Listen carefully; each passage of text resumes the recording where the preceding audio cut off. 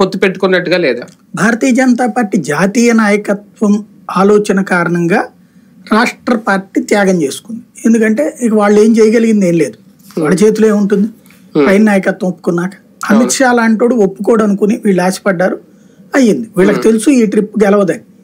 కానీ ఇవాళ కనుక సీరియస్ గా 175కి 175 స్థానాల్లో పోటీ చేసి 25 పార్లమెంట్ స్థానాల్లో పోటీ చేస్తే అసెంబ్లీలో 5% ఓట్లు, పార్లమెంట్లో 10% ఓట్లు ఖచ్చితంగా వస్తాయి అన్నటువంటి ఒక అంచనాతో ఉన్నారు. అది నెక్స్ట్ ట్రిప్ కి ఊపు వస్తుంది. ప్రతి నియోజకవర్గం నుంచి మనం పోటీ చేసినప్పుడు ఖచ్చితంగా ఒక టీం ఫామ్ అవుతుంది, పోల్ ఎక్స్పీరియన్స్ వస్తుంది. అప్పుడు నెక్స్ట్ ఎలక్షన్స్కి వచ్చేటప్పటికి స్ట్రాటజిక్ గా ముందుకెళ్ళచ్చు. అందుకోసం అడుగులు వేసింది భారతీయ జనతా పార్టీ.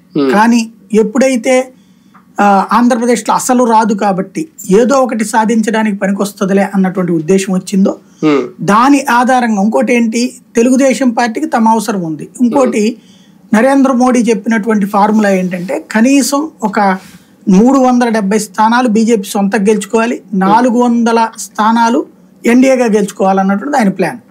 మరి ఆ స్థాయిలో ఓట్లు కావాలన్నటువంటిప్పుడు కొంత అంటే సీట్లు కావాలన్నప్పుడు అంటే అదొక లక్ష్యం నిర్దేశించారు పార్టీకి. ఆ లక్ష్యం అప్పుడు మనం మరి ఎంత వచ్చినా సరే తీసుకుంటే పోతుంది కదా.